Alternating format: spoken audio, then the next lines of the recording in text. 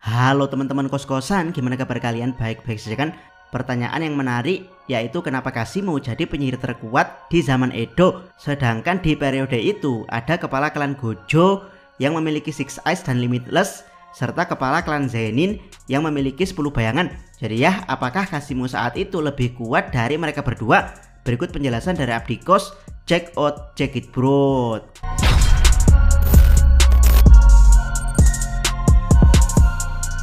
Pertama, berapa usia Kashimo di zaman Edo? Jika melihat dari pertemuan terakhir Kashimo dengan Kenjaku di zaman Edo, saat itu Kashimo terlihat sangat tua, bahkan terlihat sudah sakit-sakitan. Meski sudah sangat tua, tapi Kashimo masih sanggup untuk membantai satu pasukan shogun yang memburunya. Kenapa pasukan shogun? Nanti akan Abdikos jelaskan di akhir. Intinya saat itu Kashimo sudah sangat tua dan tidak punya lawan yang setara dengannya di wilayah Edo dalam kurung Tokyo. Sementara Kenjaku saat itu wadahnya bukan wadah tipe petarung. Jadi Kenjaku menawarkan Kashimo yang masih haus pertarungan untuk melawan Ishigori Ryu yang punya output terbesar di zaman itu. Sayangnya saat itu posisi Ryu jauh dari kota Edo, yaitu dia berada di Sendai. Jadi Kashimo tidak tertarik untuk pergi ke sana. Dia pun bertanya pada Kenjaku siapa lawan terkuat yang pernah Kenjaku hadapi. Kenjaku menjawab bahwa Sukuna lah orangnya. Kashimo pun menyetujui untuk menjalin kontrak cooling game dengan Kenjaku demi bisa melawan Sukuna. Jadi ya, mulai saat itu Kashimo diawetkan Kenjaku sebagai objek kutukan. Pertanyaannya, di usia berapa Kashimo diawetkan menjadi objek kutukan? Teori dari Abdikos, Kashimo saat itu layaknya Admiral Zephyr yang sakit-sakitan. Jadi Kashimo antara umur 70 sampai 90 tahun sebelum akhirnya diawetkan jadi objek kutukan. Melihat usia Kashimo yang sudah tua renta, sudah jelas kalau dia bukan berasal dari zaman Edo, tapi zaman sebelumnya, yaitu zaman Sengoku, di mana para shogun masing-masing wilayah di Jepang saling berperang di zaman ini. Dan karena di cooling game Kashimo bangkit di koloni Tokyo, sudah pasti basis Kashimo adalah pasukan shogun terkuat di zaman Sengoku, yaitu Shogun Tokugawa yang memang menguasai wilayah Edo dalam kurung Tokyo.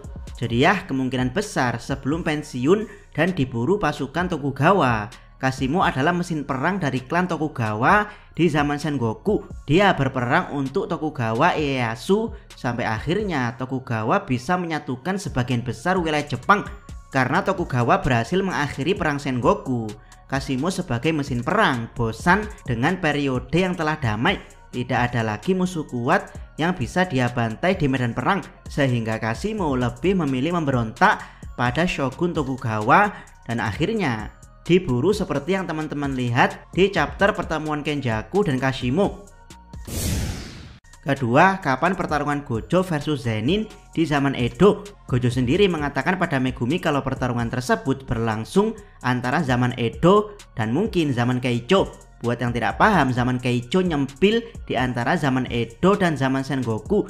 Jadi anggap saja pertarungan tersebut terjadi di awal zaman Edo saat Tokugawa masih berkuasa dan membangun ibu kota Jepang di kota Edo dalam kurung Tokyo. Pembangunan ini sangat masif sehingga mulai meninggalkan ibu kota Jujutsu di Heian-kyo alias Kyoto. Buat yang tidak paham, meskipun Megumi dan Gojo aktif di sekolah Jujutsu Tokyo, tapi basis residen dari klan Zenin dan klan Gojo berada di kota Kyoto. Jadi pertarungan antara kepala klan Zenin dan kepala klan Gojo tidak berada di Tokyo tapi Kyoto.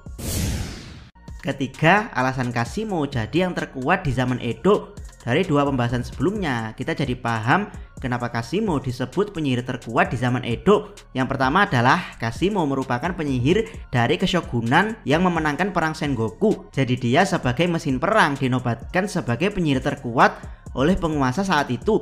Istilah simpelnya, jika dirimu adalah orang terkuat di Majapahit, maka sebagian besar menganggap bahwa dirimulah orang terkuat di Nusantara. Padahal di dekat Majapahit ada kerajaan Sunda Pajajaran yang tidak kalah kuatnya. Kedua, Ishigori Ryu berada di tempat yang jauh dari Kashimo, jadi dia tidak bisa disebut penyihir terkuat di zaman Edo karena basis dia ada di Sendai. Maksud Abdikos adalah Ishigori Ryu hanya bisa disebut terkuat di kerajaan Sunda karena dia bukan berasal dari kerajaan Majapahit yang menguasai sebagian wilayah Nusantara. Ketiga, begitu juga dengan Zenin dan Gojo. basis mereka ada di Kyoto dan kemungkinan pertarungan mereka terjadi setelah Kashimo menjadi objek kutukan di zaman Edo. Keempat, kalaupun pertarungan Zenin dan Gojo terjadi sebelum Kashimo mati. Kashimo yang saat itu menjadi veteran perang dari zaman Sengoku, lebih kuat dari kepala klan Zenin dan kepala klan Gojo yang berasal dari zaman Keicho kemudian lanjut ke zaman Edo.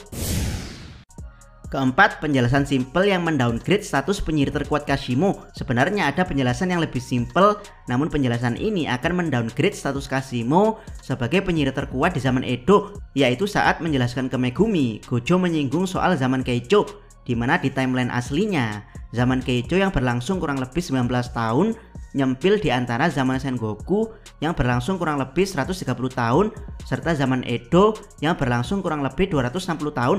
Jadi ya, jika pertarungan kepala klan Gojo versus kepala klan Zenin sesuai dugaan Gojo yaitu berlangsung di zaman Keicho, maka masih ada waktu sekitar 260 tahun bagi Kashimo untuk hidup lama di zaman Edo setelah kematian kepala klan Gojo dan kematian kepala klan Zenin. Bahkan misalnya Kashimo lahir di pertengahan zaman Edo, mati tua pun dia masih ada di zaman Edo karena memang zaman Edo berlangsung sangat lama yaitu 260 tahun.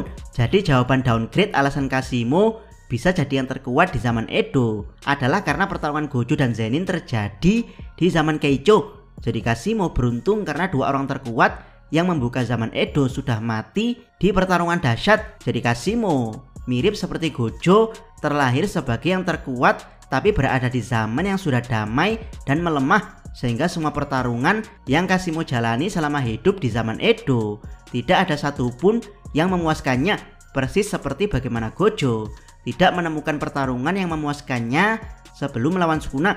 Bagaimana menurut pendapat teman-teman? Silahkan tuliskan komentar kalian di bawah.